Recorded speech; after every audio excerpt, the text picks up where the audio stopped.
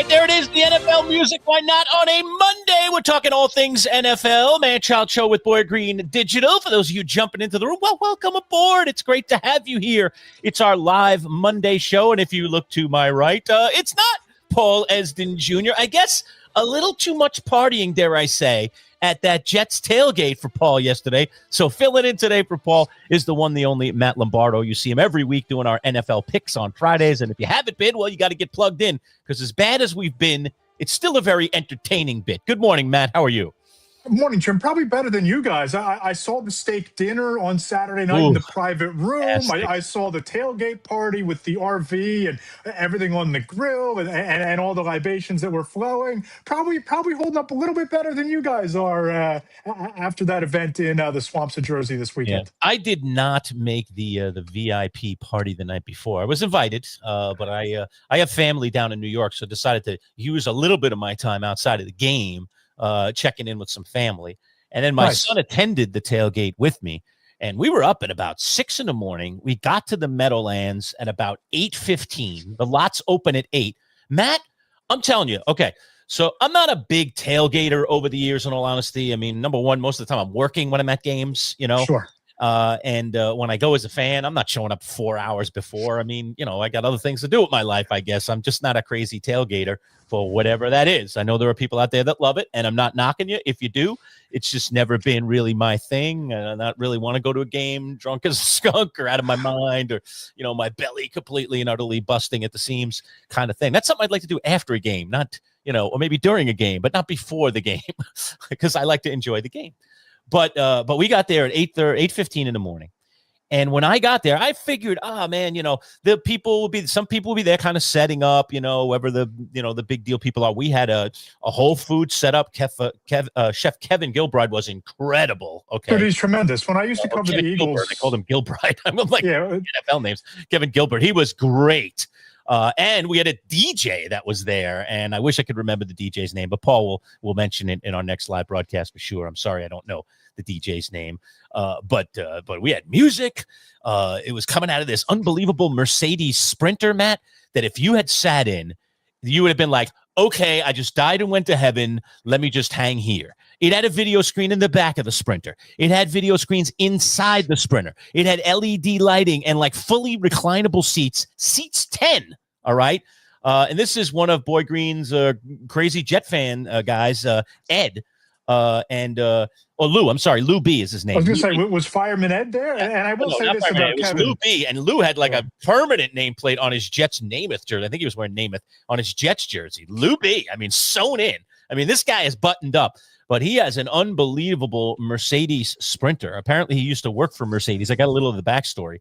And this thing can, you can do anything. He let me come in there. I was watching the 9:00 tea and crumpets game, you know, the London game on my phone, while I was throwing down a couple of early beers and having some, preliminary food. And Lou's like, why don't you come on in? I've got the game on in here. And he put me in the Sprinter with my son, shut the doors. And we had like a giant flat screen in front of us, LED lighting, all different colors flashing around us. And we're in these super comfortable high back seats, and he's cranking it up. We've got stereo speakers, surround sound in this thing. I was like, oh my God, I'd never want to leave this thing. I mean, this is like the ultimate NFL fan vehicle. Absolutely, positively cool. So the whole thing was quite the show. And the party was great. The food was great. The people were great. It was awesome meeting all these Jets nuts that all follow Boyd Green's channel, and some of them have even migrated over to our channel, The Manchild Show with Boyd Green Digital, and have become subscribers here. So we thank you for that. A lot of people were very nice to me, recognized me, and pulled me aside and said, "Oh, I love your work. I love what you and Paul are doing together. It's really different than his show. I really appreciate it." Yada yada yada. So I got into some nice conversations with some of these folks. But I'm telling you, I mean, Matt, the game, the stadium's great. The anthem was phenomenal. The fireworks were great. The team introductions off the rack. I mean, these NFL teams do an incredible job pregame of getting it ready, getting everybody hyped up for a football game. And then the football started. And man, I feel for Jets fans. And I know you can relate to this, Matt. I feel for Jets fans because as every great play followed up by a tragic mistake happened, I would just look down the aisle because we had 70 people at this game. I just looked down the aisle at all these real Jet fans. I mean, I'm a Giants fan wearing a Jets jersey, rooting for the Jets because I hate the Cowboys. But I'm looking down at people that bleed this. This is their life. This is why they're here, is to see their team get off the schneid here and get a win against the Cowboys. And every time something tragic happens, I'm looking down at them. I'm like, I feel so bad for these people. What is with the Jets? Are they cursed? I mean, is there something wrong? They're the only team in the NFL, Matt, you know this today, that doesn't have a win. They're 0-5. They're the only team in the NFL. Even the Titans, and we're going to get into that thing, all right? Even the Titans figured out a way to get a win, and there are no undefeated teams anymore. Everybody got knocked off. The Eagles got knocked off yesterday. The Bills got knocked off. No more undefeated teams. But there's one team that has a 0 in one of those two columns, and unfortunately, it's the New York Football Jets. Why don't we start there? Matt Lombardo, go ahead. Yeah, and worse yet for the Jets, it's not just that they haven't pulled off a win. And you look at the schedule, the best opportunity was down in Miami against the Dolphins on a night where Tyreek Hill gets hurt. Jim, they built a defense. They built their roster, and they imported a culture from Detroit around a swarming defense. They've yet to create a turnover. They're the only team in the NFL that does not have a takeaway so far this year. And you just look at what happened yesterday. They made Dak Prescott look like an MVP candidate. He goes for 237, 4 touchdowns. And we saw a little bit of this the week prior on the Sunday night game, the 40-40 tie against the Green Bay Packers, where George Pickens became the playmaking, field-stretching wide receiver Dallas thought that they were getting when they traded with the Pittsburgh Steelers. And he was phenomenal yesterday. And I know he only caught 2 catches, but 57 yards and a score, he's become, if not wide receiver 1, he's 1A when CeeDee Lamb gets back. Yeah. He has played his way into that role. And for the Jets, I'm just not quite sure where you go from here because, to allow 37 points at home, to not really generate any pressure of any magnitude against Dak Prescott.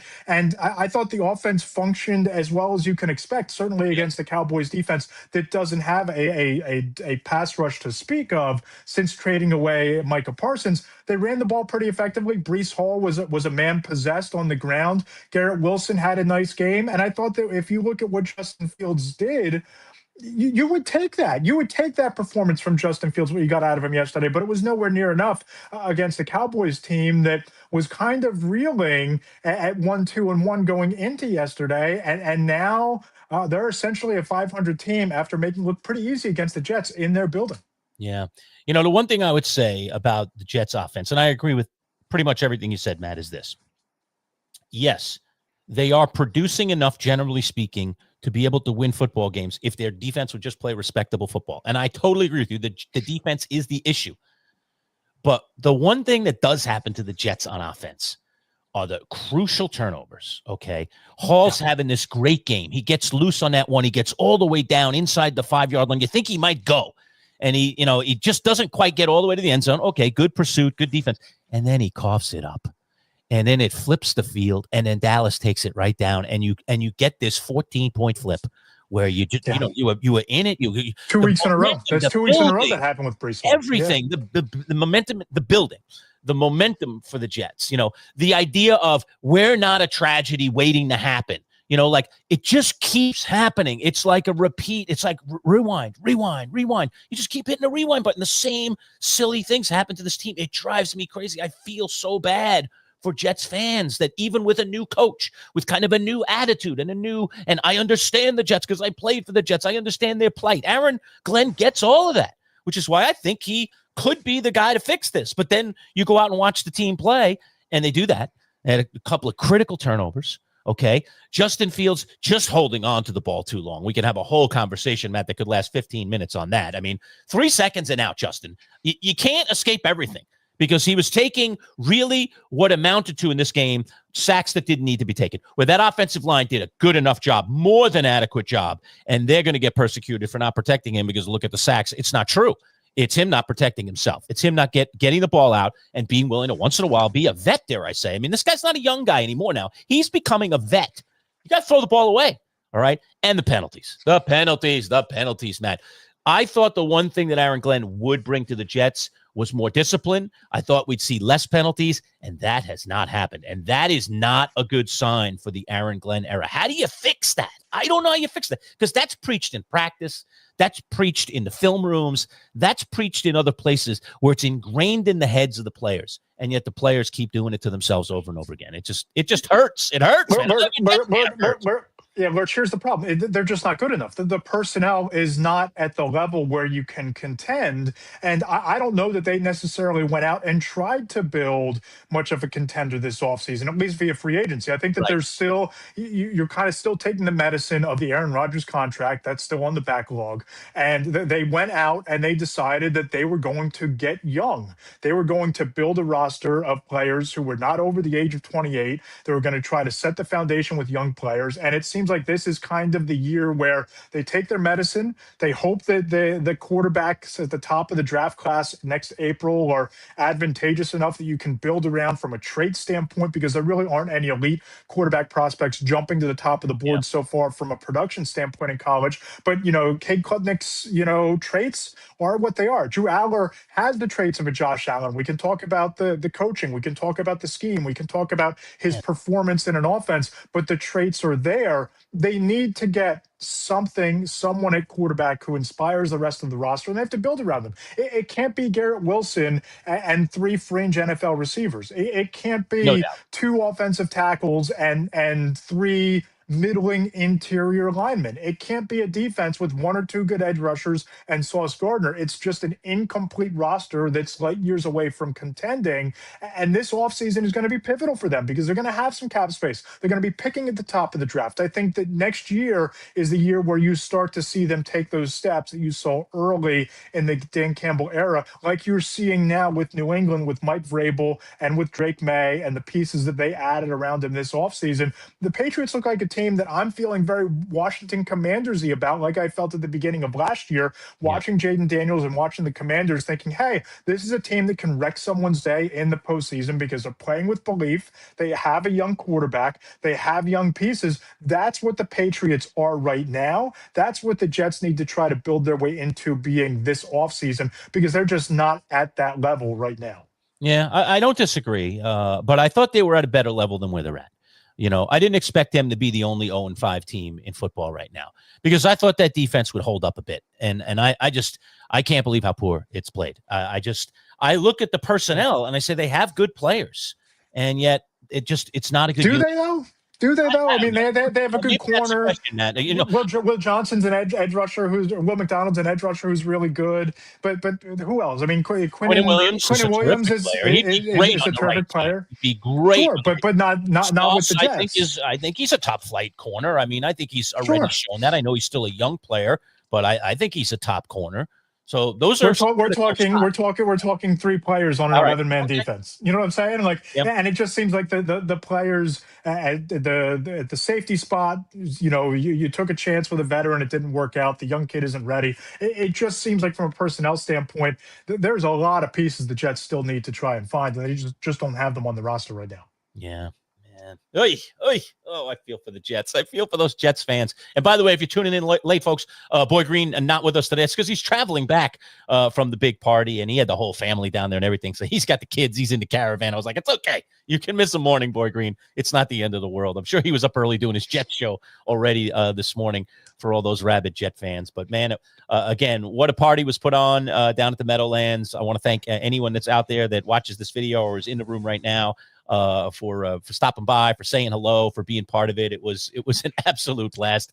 I really enjoyed it. I have not done a tailgate like that in a long time, and that was good stuff. By the way, what did Chef Kevin whip up? Because I've talked to Boy Green about this on his Jet show on Sunday mornings. He used to be the executive chef of the Philadelphia Eagles. And when I covered the Eagles for NJ.com and the South Jersey Times, they used to have the media in the building. It's now the medium reporter's now in a house on property outside of the facility. But we used to be able to purchase lunch in the team cafeteria for $2. And I'm telling you, Lerch, between the mac and cheese, the around Thanksgiving time, the turkey dinner was the best turkey dinner I've tasted in my life. Yeah. Some of the barbecue, the food was just world class, second to none. It made me appreciate the training tables that these teams put together for their players, and certainly Chef Kevin's talent as a chef. It was just some of the best meals I've ever had. What was on the menu yesterday morning? Yeah, there was actually a menu published way before the event, Matt, where I was already like salivating, like which one of these things are going to do.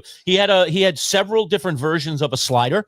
So you get kind of that burger feel, but of course with a Chef Kevin kind of touch. I mean, he's got bacon on there. He's got like some kind of jam. He's got a jam on there. So yeah, there was like one that was like a barbecued one. One was a little more like straightforward, but Boy Green's like a plain Jane, so he wanted like a really straight up kind of burger he doesn't like condiments. And so same with me. That's what I'd be eating. So yes. Kevin did that, and that was fantastic too. He did a hot dog, but it wasn't just a hot dog because you put all this crazy stuff on it, including like some cool chili stuff. And I was like, oh my god! I mean, let me tell you something. Of all the people yesterday, I know that DJ worked very hard. I know Paul was running around like a chicken without a head because we were supposed to be in section D1. And when we arrived in parking lot D, we found out from D1 to D3 was closed. All right. So now you've told 70 people, for weeks, wow, we're going to be at D1, find it right on the pole, on the parking pole. That's where we're going to set up camp. That's where you want to come to, that's where we're going to have our event. And now we're all the way down at like D7. All right, which is in the same parking lot. But Matt, when you've got all these tailgaters, I don't even think I got to finish the story before I got so sidetracked. But when I arrived at 8:15, I could not believe how many people were in the lot already. I figured I was going to be one of, 50 people.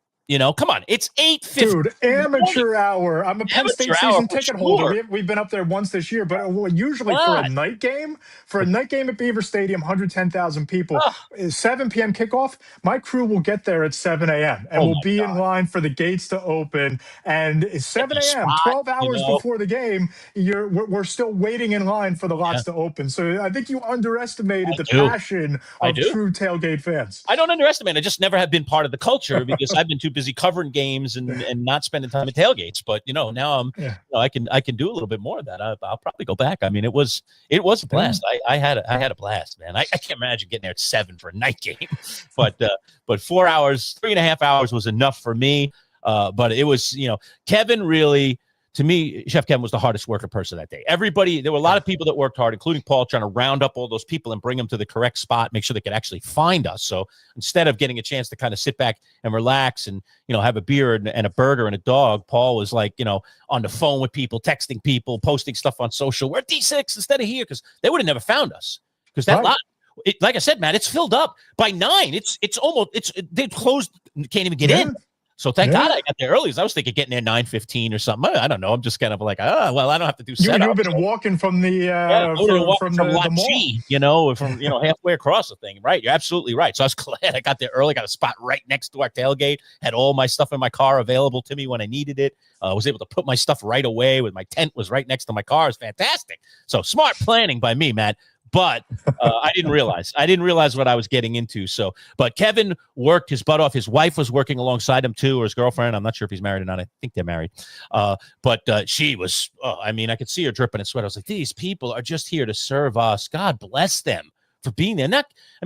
I know Kevin loves to cook, but how much enjoyment do you get when you got to like set up on the road, and then you're trying to do chef-like things on a griddle, you just don't, when you're in the kitchen, you've got all the tools and you know where everything is. You get it all outside, Matt. It's a whole different animal for a chef. And now you're putting yourself up to that standard of, I still got to cook things that people are going to like, oh, whoa, yeah. And he pulled it off. So kudos to Kevin. He was incredible. And kudos to his wife and anyone else that was over there helping him.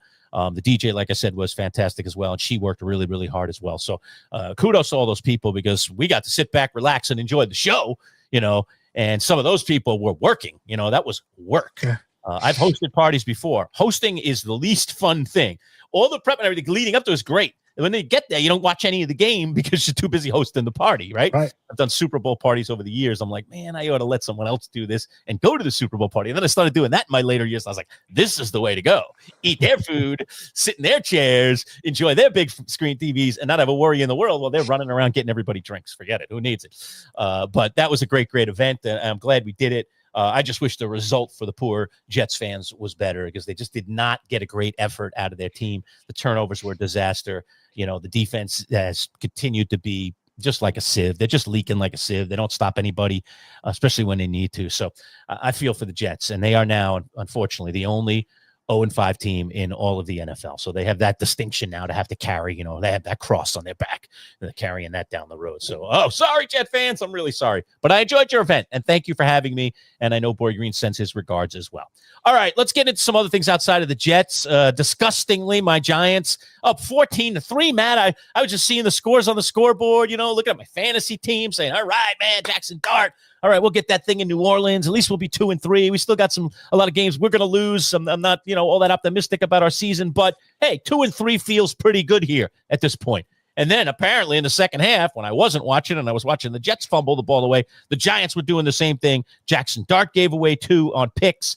The Giant defense didn't play up to its standards, and they end up losing to the Saints and giving the Saints their first win of the year. So let's take that one next. What do you make of Dart's second appearance now? A little bit of back down to reality and where the Giants stand at this particular point.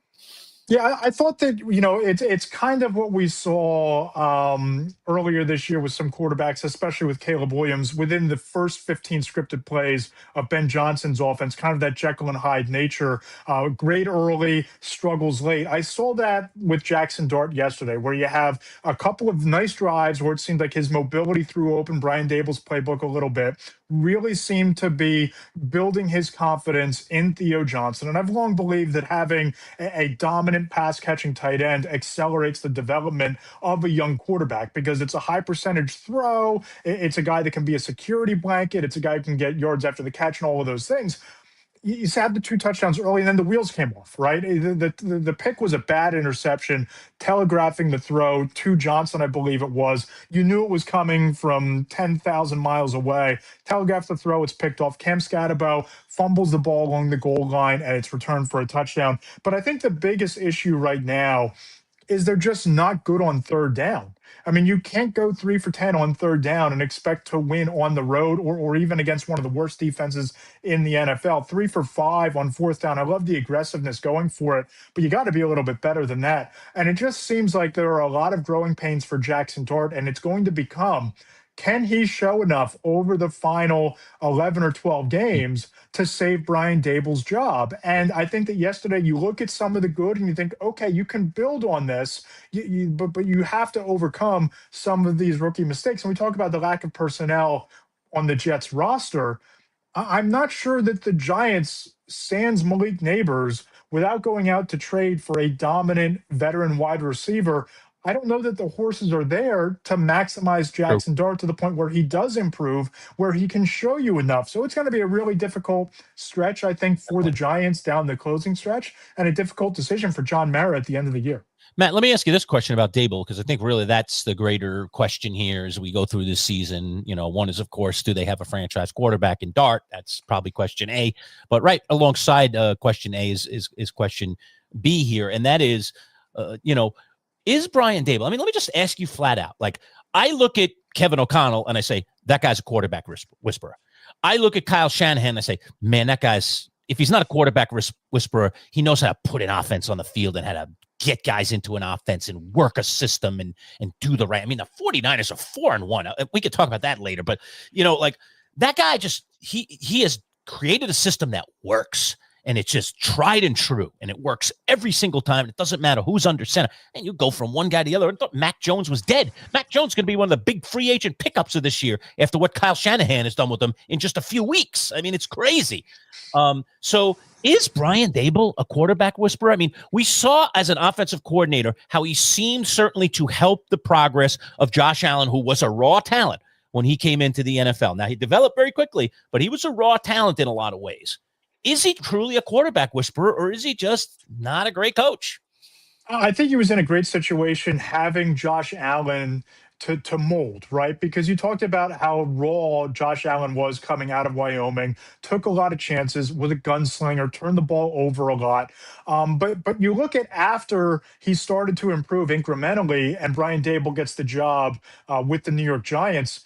Since Joe Brady's arrival in Buffalo, it's just been this rocket ship trajectory for Josh Allen. And I hate to say this about any coach or certainly a guy who's facing as much pressure as Brian Dable is right now, but I'm starting to kind of get the sense, especially watching what Daniel Jones is doing with Shane Steichen in Indianapolis, when they couldn't stand the sight of each other, Daniel Jones and Brian Dable. I'm starting to wonder if Dable just wasn't a beneficiary of Josh Allen's natural progression of a quarterback, and it's Joe Brady and the continued development of Allen as a quarterback and as an individual that helped elevate him to that level. And Dable is just one of these guys who's in a great situation at a great time, because he did not get the most out of Daniel Jones when his arrival was supposed to be of the quarterback whisperer who is going to become Kevin McConnell, who's going to become Sean McVay, who's going to become Kyle Shanahan. That just hasn't been what Brian Dable is. And,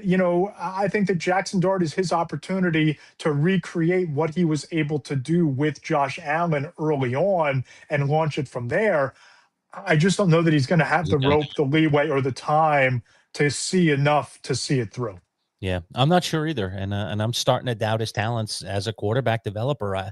I know they're missing weapons. This offensive line, it's not been great.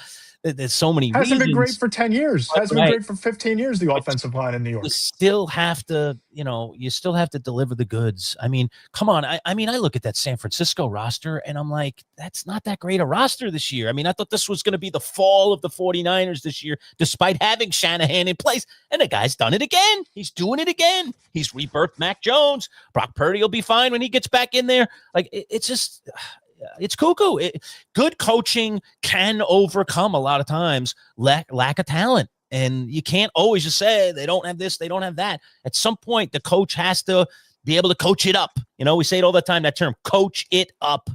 I don't know if Brian Dable can coach it up in New York. I'm not sure. I wonder if Brian Dable is not closer to a Mike McDaniel, where if adversity strikes and they lose to the offense completely loses its rhythm and they don't know how to contend, they can't compete, than he is to a Kyle Shanahan or a Sean McVay, who you plug a Baker Mayfield in for a game in Los Angeles, or you plug in a Mac Jones in a game in San Francisco, and the wheels keep turning. If in Minnesota, Carson Wentz has to step in for J.J. McCarthy, and you're still able to look reasonably competent, especially in big spots in a quarterback cocoon, that's just not Brian Dable. It doesn't have the track record to show that. And they just keep on coming back to right place, right time with Josh Allen, got him the Giants job, and it just hasn't worked out from there. All right, look, we got a lot to get to. I want to get to this weekend's surprisers, Matt, the standouts. We got to get to those games and those people in particular. I'll throw up a few graphics.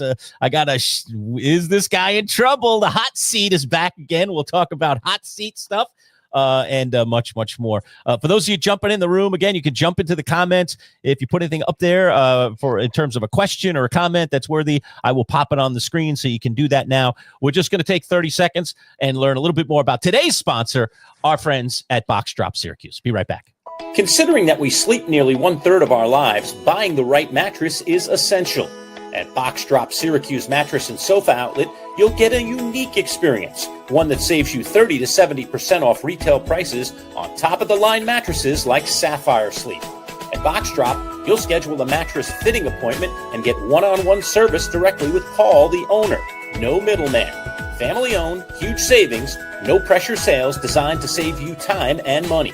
And now Box Drop Syracuse has sectional sofas and love seats as well, with prices designed to fit your budget. Box Drop Syracuse Mattress and Sofas. Set up your appointment today at boxdropsyracuse.com. All right, it's the Manchild Show with Boy Green Digital at MC Show Digital, our YouTube channel. Don't forget to like our video, hit the thumbs up, and also subscribe, please. We'd love for you to be a subscriber, and we are giving away a brand new $400 golf club, courtesy of our friends at Play It Again Sports. for if you get in before we hit our 500th subscriber. We've only been on the air as a digital product for less than 3 months, so we're coming up on our 3-month anniversary. I want to thank all of you who have jumped in and are subscribers already. We do all kinds of content, Jets, Giants, and Bills in particular. We're kind of like a New York football peek at life. We also cover Syracuse football and basketball, as well as both Paul and I are located in central New York. You don't see Paul next to me. That's Matt Lombardo. He's our NFL insider. You see his info right there, nfl.substack.com. Matt, why don't you plug your stuff for a minute, and then we'll get back and talk about some of these surprisers from this past weekend. Hey, Jim, this has been a lot of fun, and appreciate you having me on. I write a Substack over at Between the Hash Marks. It's become one of the fastest growing and best-selling publications across the entire Substack platform. That's Matt Lombardo, NFL.substack.com. Each week on Monday, we have 4 Downs, which is the all-encompassing deep dive column into all of the action from the weekend. Spoke to a front office executive about Emeka Egbuka in Tampa Bay and why they're just beaming about their rookie wide receiver, as they should be. Also had a conversation about what's powering Bo Nix and the Broncos after a pretty stunning win on the road that could be a launch pad for Denver. That's what you can get each Monday. We have a podcast every Tuesday, and on Fridays, you can check in with your mailbag questions, and I'll ask them to executives, agents, current and former players around the league to get their perspective on the biggest storylines inside the league. That's kind of the elevator pitch. What do people inside the league feel about the biggest storylines each week? That's why you can come and subscribe at Between the Hash Marks. You can check me out on YouTube as well at Matt Lombardo 975. But I would love to see you check us out and see what we're building. I would love to talk to you about these things, Matt. All right, I'm going to throw up some pictures on the screen. I think these are going to be pictures where people are going to be like, who is this? Okay, here's the first one, Matt. Who is this, and why am I talking about this player today? He plays for the Carolina Panthers. He used to play in this jersey right here. That looks, or is that a Panther jersey? I actually can't tell from the side. That looks like one Rico Dowdle. Yeah, that is Rico Dowdle. That is a Rico Dowdle. Rico Dowdle went off, Matt. Oh my God, wild, nuts! Where did this come from? And Rico Dowdle now making statements off of this unbelievable game of, I can't wait to face the Cowboys. Are they coming up this week? They must be coming up either this week or next week on the Panthers schedule. Let's talk about Rico Dowdle's blowout performance for the Carolina Panthers. Wow.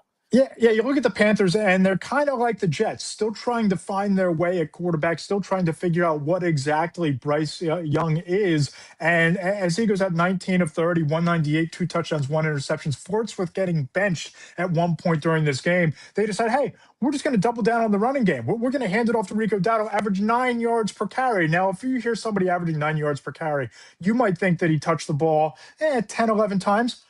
23 carries, 206 yards and a touchdown became the focal point of that Panthers offense. And they needed every yard of it as the Dolphins put the fear of God in them, 27-24. Just a bust-out performance for Rico Dowdle. He has a chance at revenge against his former team coming up in a couple of weeks here. It's next week. I just looked at this schedule. It's their next game, and it's in Carolina. So they will get the Cowboys in Carolina next week. Rico Dowdle with another chance to show the Cowboys that they never should have let him go. By the way, he played very well for the Cowboys, so I'm not sure why the Cowboys let him go. I think I wonder if the Denver Broncos are feeling the same thing about Javonte Williams, who came to Dallas, and it looks like a remade guy, catching it out of the backfield, running all over the place. So there have been some surprise people, to say the least, in the NFL. All right, here's one, Matt, and this one's not going to be pleasant. We're not going to like this very much. But this guy, do you know who that is on the Arizona Cardinals? Is that Mr. Drop the Ball at the half-yard line going in? That is Amari DiMarcado. Oh, Amari, for all fantasy lovers, for the world of Arizona, for anyone in the world of football. He is headline A today on all the talk shows, Matt. Oh, goodness, my goodness. Beyond the talk shows, taking my daughter to the bus stop this morning, me and the other bus stop dads, we had a reenactment with the football to teach our kids to race through the goal line to the letters, the line on the sidewalk where the grass begins to grow. The ball has to cross the plane. Every year, one or two times a year, this happens, Lerch, and I can't figure out how it isn't drilled into players not to do that, not to drop the ball early. That really sparked everything. DeMarco's fumble sparked everything for the Titans in that fourth quarter, a frenetic comeback. I wound up naming Cam Ward the rookie of the week in the column. Spoke with Chris Sanders, former Titans quarterback. He told me, quote, he showed a lot yesterday, showed poise, command, confidence. He saw a bit of Steve McNair in him in that game. None of that happens without DeMarcado fumbling it and sparking the Titans comeback, but just a mess. Lerch, the Cardinals are not a serious franchise. We need to stop thinking about Kyler Murray taking the next step. We need to stop thinking about Marvin Harrison as this top 5 receiver in the NFL. We have to stop caring about what they did in free agency, bolstering that defense. When you have what happened yesterday happen, you're not to be taken seriously. Yeah, getting a comment here from one of our buddies, Al, who says, how the heck do professional football players still drop the ball at the goal line? Should be high fines involved for those dumb enough to do it. Should we fine these guys, Matt? My goodness. Cut them today. Cut them today. Oh, my goodness. That was unbelievable. And that's not, I mean, let's take that story a little bit further, because first of all, the Dowdle thing would have sealed the game for Arizona. This happens in the fourth quarter, folks. And if you haven't seen it, it's been on every show this morning. Just turn on the TV, put on one of the 24-hour, and you're going to see it within 5 minutes because everybody is airing it. He scampers. It was a 72-yard touchdown run, or it was about to be. He gets a player that's pursuing right on his tail. I don't know why he was slowed down a little at the 5-yard line, which you never do either. All right. You run through the end, through the goal line, then you slow down. And the guy was reaching for the ball, but he wouldn't have gotten it before he crossed the plane. But instead, DeMarcado just pulled the ball away from his body and dropped it just as he was at about the 1-inch line. I mean, it was really hard looking at the replay initially to even see whether he got it before he dropped it or not. But it was just one of those horrible, sloppy things. And they did review it, and because it's a scoring play, and it got reversed, and now it rolled out of the end zone. So no touchdown. Okay. Other team gets the ball. It's a touchback. They get it out at the 20. And then, of course, they drove down the field and scored. But that wasn't the only thing in that game. Oh, my goodness. That game had multiple things. It was started by DeMarcado, but the Titans were inept, and Ward and that offense couldn't do anything the whole game. Okay. And then they have this other play. Now, listen to this one. This is later in the fourth quarter. Safety Dadrian Taylor Demerson. I'm sorry if I'm not saying his name right. If you know his name, Matt, correct me. Intercepts a pass, from Cam Ward that was deflected by Arizona linebacker Mac Wilson. But Taylor Demerson fumbles as he's going to the ground. The ball ricochets off cornerback Catrell Clark's foot and then gets recovered in the end zone by Tennessee wide receiver Tyler Lockett for a touchdown, which pulled the Titans within 21-19, Matt. That's just one of two plays I'm going to mention. Let's pick it up there. I mean, did you see that play? I was listening on the radio. Now, I was on my way back from the Meadowlands to Syracuse, okay? And I have Sirius XM where I get all the NFL games. So I had Red Zone on my phone, and I had that up in the cradle. But, Red Zone, you really want to be watching it because they're bouncing from game to game. And sometimes you're like, where did they just go? What's going on? And I don't want to be looking at the screen while I'm driving. I want to drive off the road, man. So I decide, you know what? Let me turn off Red Zone because I'm getting a little too distracted by this screen. I'm going to end up doing something, getting hurt or something in the car. So let me turn off Red Zone. But I've got, all the games on my Sirius XM app, so I can just go into any game. So I put the 5 games that were going on, in the 4 o'clock window up as I'm driving back. And I'm just looking at what the scores are and who has the ball. I figure I could get in on a little fantasy stuff or something here. And I pop into this Arizona game, maybe not the most scintillating game. You got a team that hasn't even won a game trying to get there first, and they're getting blown out. And I just happened to come in right before the DeMarcado thing. And then I couldn't leave the game. It was so captivating. This crazy stuff kept happening. I'm listening to other people describe it. I'm trying to imagine it in my own mind's eye. And I'm just like, this is unbelievable. The Titans might win this game. And then sure enough, they did. Oh my God, man. Unbelievable. Total chaos. And you got to take your hat off to Cam Ward for capitalizing on it and not, playing like a rookie who's making all kinds of mistakes. 165 yards in the fourth quarter, just tore it up, really seems to be building his chemistry with Calvin Ridley. And if you're the Cardinals, you just have to be sick about coughing up that game, especially the way you did when it was over. And you just had a couple of boneheaded mistakes.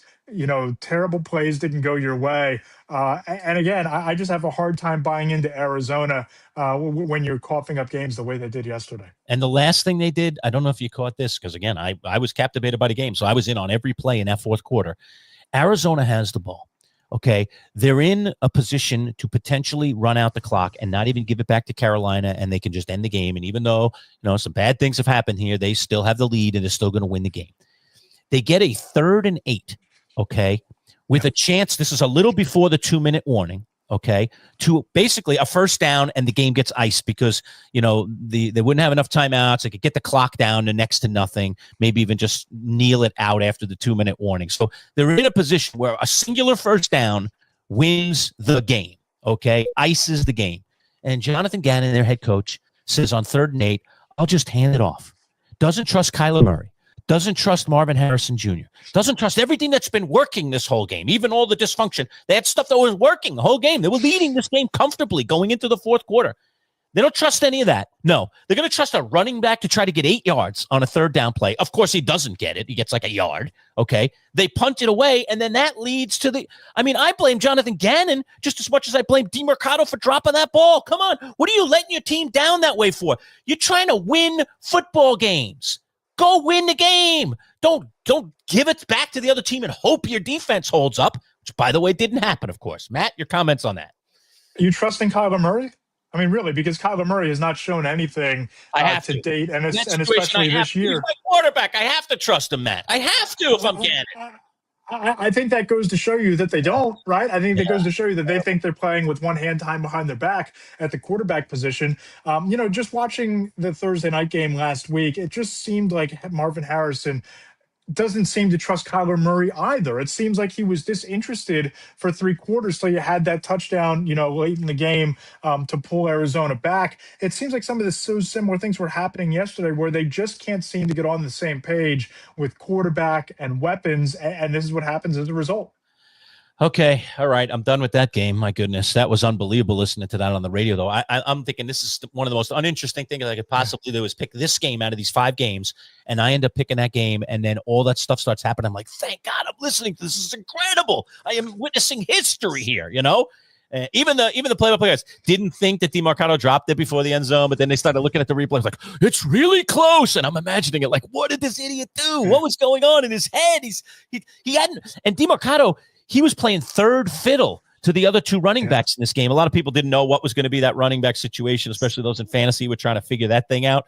And, nobody had to figure it out. But DeMarcado gets his chance in the 4th quarter, and that's what he does with it. Oh, fumbles it away. Oh, it's just brutal. All right, another guy I want to pop up on here real quick. This guy back in the fold and getting it done for his team. Jaden Daniels getting the Commanders back on the winning track. How good is this young man? Oh, he's special. He's truly special. I said it last year that, if you had a redraft today, I'm not sure that he isn't the 2nd or 3rd pick of quarterbacks across the NFL after Patrick Mahomes and maybe Josh Allen. Because last year you talk about all of the comeback wins. I believe it's 4 4th-quarter comebacks a year ago. And it was a lot of like, hey, they caught some fluky moments. They made some big plays in big spots. Yesterday was about the maturation of a quarterback and a team. I wrote about it in the column. When you can fall behind 10-0 to that team on the road and your defense makes a big play, forcing a fumble, and Daniels can go out without Terry McLaurin, without Noah Brown. You lean on the rookie Ja'Cory Krosky-Merritt, who had his breakout performance, 156 yards, I believe, and 2 scores. But Daniels was the steadying force. And he just looked like a quarterback who elevated from being, the lightning in a bottle, young kid trying to figure it out very quickly, to being the franchise quarterback that you can lean on, that you can weather the storm, who can guide those comebacks, can be the steadying presence. I'm so impressed by Jaden Daniels. And I think that yesterday was a testament not only to him as a quarterback, but the type of competitive culture they're building with Dan Quinn and that defense and a complementary brand of football. You saw it yesterday. A turnover stops the bleeding, and the offense does it from there, shorthanded without 2 of their most important weapons. All right, look, this is a tough one. I mean, I hate to even put his picture up here, but we have to talk about it. John Harbaugh. Okay, so this team is devastated by injuries. You and I both thought this team had the fiber of Super Bowl contender this year. I mean, you had them going there. I picked them to win it. Yeah, I picked them to win the Super Bowl over the Commanders. Certainly in my consideration for getting there and possibly even winning it.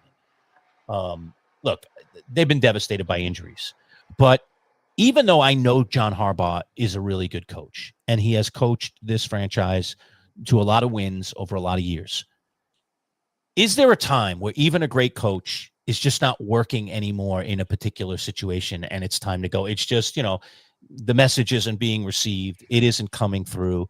And are you seeing some of that with John Harbaugh, despite all the injuries? We could talk about the injuries, but despite the injuries, do you see some staleness in the way that the Ravens approach football under John Harbaugh? That's really what my question is, Matt. I see people saying this today, and I'm not sure if they watched the same game that I watched. I mean, I have the 3 TVs here in the command center. One is usually dedicated to red zone. I have 2 games on that I focus on in each window, and it was Texans Ravens. I look, the guys who were out. You're talking about Roquan Smith. You're talking about Chidobe Awuzie. You're talking about Kyle Hamilton, Marlon Humphrey. You already had Adisa Isaac and Nandi Madubuke out. You lost Ronnie Stanley. He was inactive yesterday. You don't have Lamar Jackson. What were people expecting? Because, I wrote about it in the column. That was a defense comprised of Inner Harbor dock workers and tour guides from the National Aquarium. It just wasn't the same roster that they went into the season with, right? I mean, you're talking about replacement level defensive players filling in for a Pro Bowl team. Right. And I don't care who you are. When you're without the MVP quarterback, when you're without 4 or 5 Pro Bowl, all pro caliber defenders, I'm not sure what you expect John Harbaugh to do. And I'm not going to sit here and defend John Harbaugh, but I think he's a really good coach. But I don't know what you expect when you have that many injuries this early in the season. And we can talk about Derrick Henry and not going to him and the fact that he ran for 6 yards on 5 carries in the first quarter when it was still relatively not out of hand. But since week 1, Derrick Henry's averaging 3.2 yards per carry with 2 touchdowns. Like, this isn't the same running back. It's not the same player. And they never had the chance to run it yesterday, even before it got out of hand. I just look at the Ravens situation being one where the injury bug took its toll. They lived a charmed existence last year, not a lot of big injuries. They stayed relatively healthy. They're paying the piper this year. And it's one of those things where you kind of just got to take your medicine, grin your teeth, and get through it, because I don't know how it gets better until you get some of these guys back, if they get them back at all.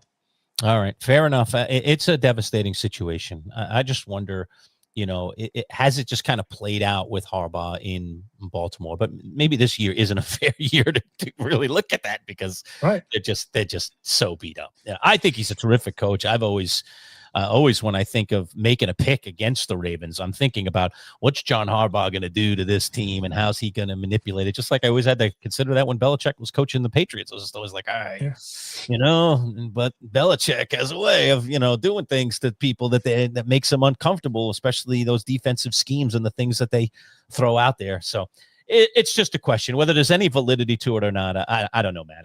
I kind of probably You're not the only one asking it today. Yeah, I mean, look, it's all up and down my social media feed. But watching that game yesterday and looking at the players that were out, I just don't know what people were expecting. Look, if this was the same Ravens team that went on the field in week 1 and they were playing like this, then I think that you start to have those conversations. But I think that they're so undermanned right now that they don't have the horses to contend, rather than anything that the coach is doing from a scheme standpoint or a motivation perspective. All right. Last topic I want to talk about with you today, Matt, is the undefeated's no longer undefeated. 2 of them that I want to talk about. We got to talk about the Bills. Obviously, that's right here in our wheelhouse here in Central New York, and one of the primary teams we cover. So the Bills go down to a revenge game for Stephon Diggs. Ooh, did he show up for this one? Big time. And Drake May, again, efficient when he needed to be, making clutch plays when he needed to. He's really had a terrific second season here with the Patriots. It does seem like Mike Vrabel is helping him, and there are some things that are really going well for New England there. And then also, obviously, the Eagles going down. And by the way, both of those teams go down in their own buildings. So this was not a road loss, which can happen to anybody in the NFL. This is losing in your house. But both of these teams do go down. So pick your poison on it, Matt. Let's talk about those 2 games, and in particular, those 2 teams. Yeah, I think we look at Drake May, right? And I think that when you look at the year that he's having, going into Sunday, this is the first 4 weeks, he's just the 3rd quarterback in NFL history to have a 135 passer rating or higher with a passing touchdown and a rushing touchdown in multiple games through the course of a season. Now, they didn't need Drake May to throw a touchdown last night because they consistently moved the chains with Stephon Diggs.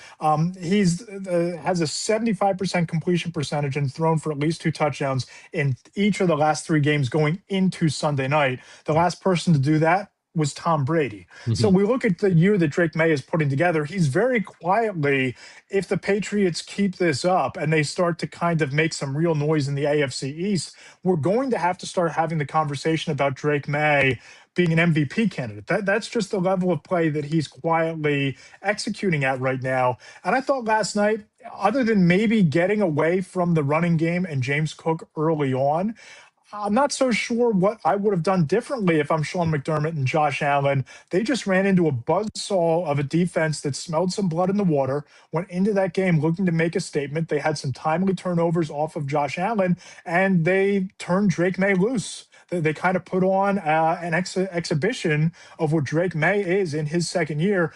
And he's a pretty damn good quarterback when you build an offensive line in front of him, as they've done through the draft this year. And you get him some weapons like Stephon Diggs and two really good running backs with Ramondre Stevenson and Trevion Henderson, that the Patriots Yep. now might be one of those teams that are flying just underneath the radar. But after Sunday night, maybe they shouldn't be. Maybe in the AFC East, this becomes a legitimate race now between the Patriots and the Bills.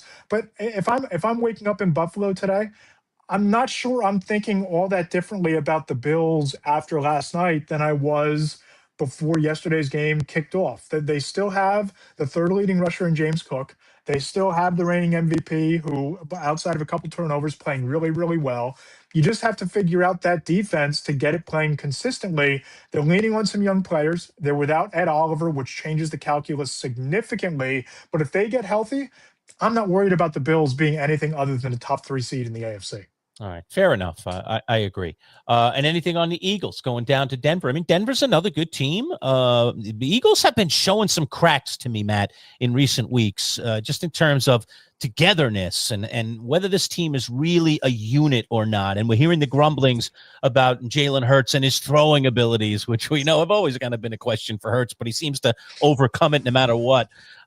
Give me your thoughts on what's going on in Philadelphia. I mean, come on, they're 4-1. What's really going on in Philadelphia? But there are some folks out there that think a loss or two could really kind of crack the spine of this Eagles team and really put them in some peril. I don't know that they're in peril, but there do seem to be some cracks here.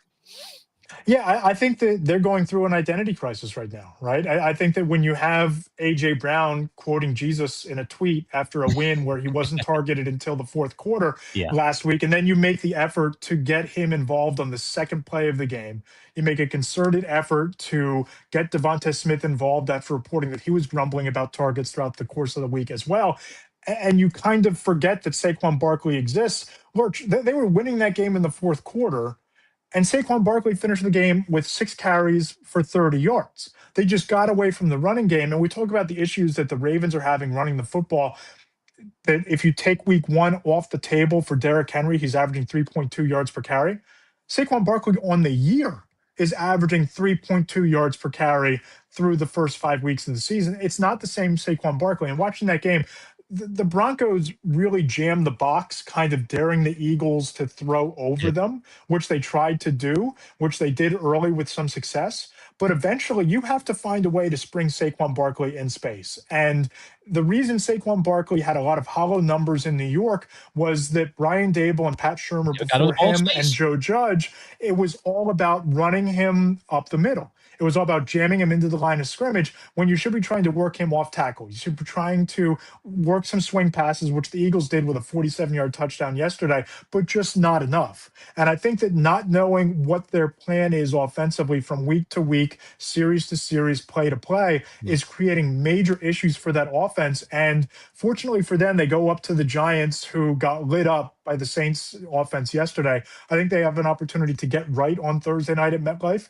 but there are some real issues as far as feeding your stars, balance, and consistently offensively that I don't know that in an NFC where the Buccaneers look like they're one of the best teams in football with one of the most consistent quarterbacks, where the Lions are playing some of the most dominant defense in the sport with that explosive offense. I don't know that the Eagles trying to figure it out is going to get past those type of teams late in the year.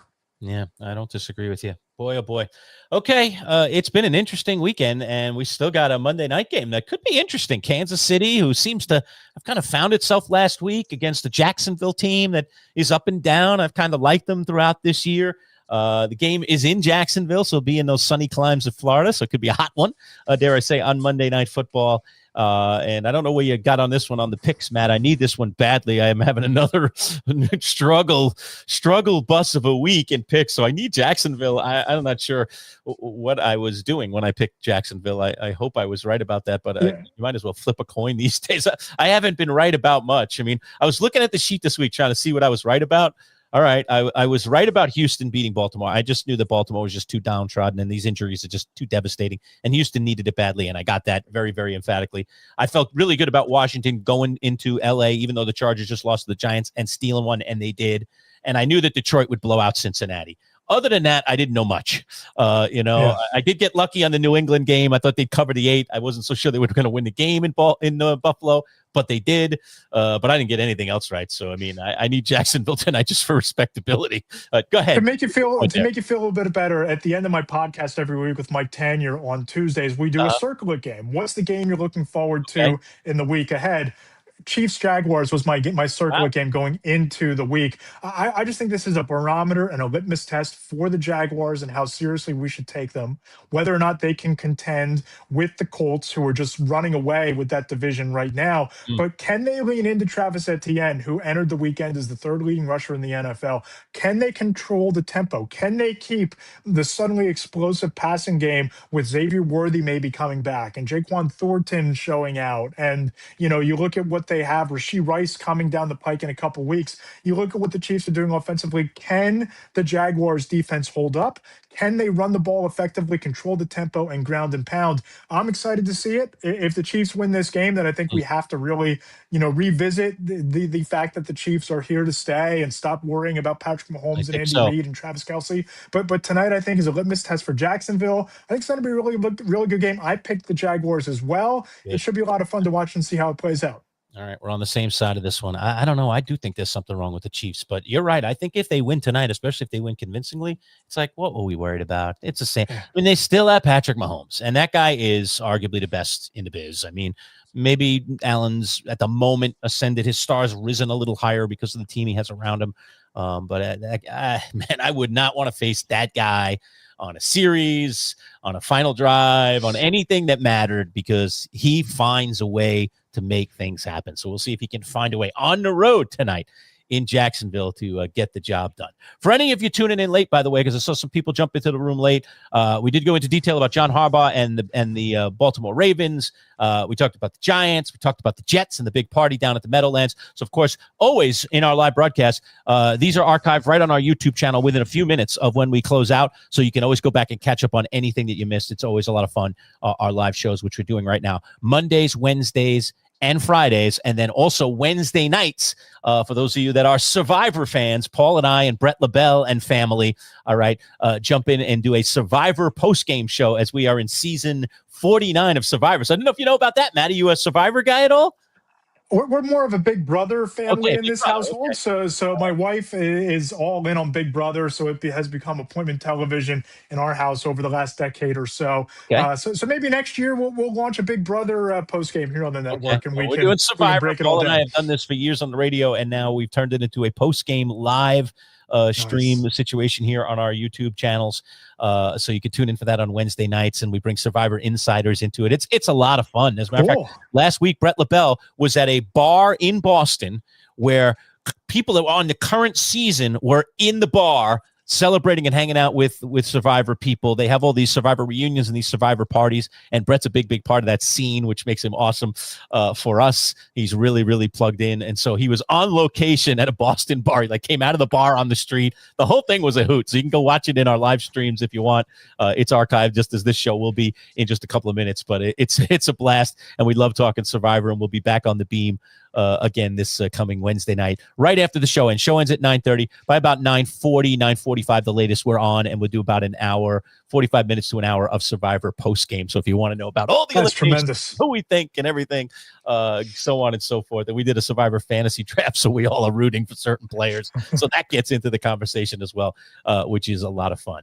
Matt, man, thanks so much for filling in for Boy Green today. I appreciate you on such short notice jumping in. He's traveling back from New York. For many of you that missed that, Paul will be back on the show with me live again on Friday, and of course our fantasy segment with Joe Bartle on Wednesday, I should say, and then our fantasy segment on Friday with Joe Bartle from RotoWire. We always do the fantasy breakdown as well. It's been a very competitive week. I got a battle tonight. I need Mahomes-worthy to just do what they normally do tonight, Matt, and I'll knock off the only 4-0 team in our league, and I will take over first place on points if I beat them. Tremendous. But it's like right on the edge. They're going to have to play well, or I'm going to go down, man. And I had 3 guys on bye this week, and I might pull it out. And they were my 3 best guys: Bijan Robinson,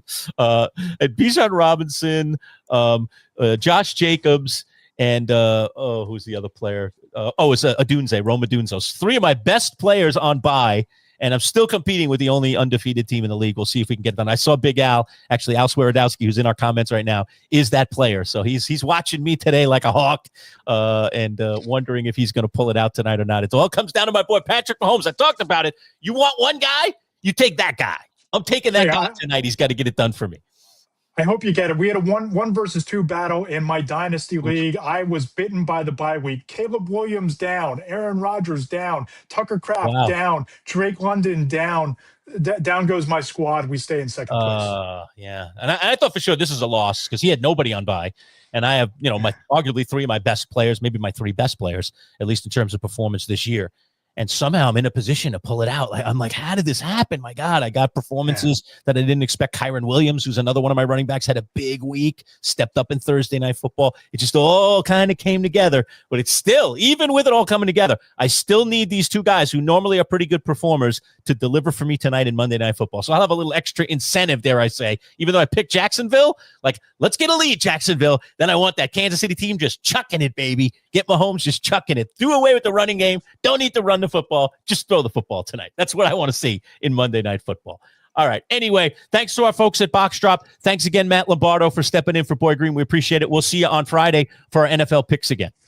All right. There he is, Matt Lombardo. We'll see you, folks. Enjoy. And again, we'll be back live on Wednesday. Take care.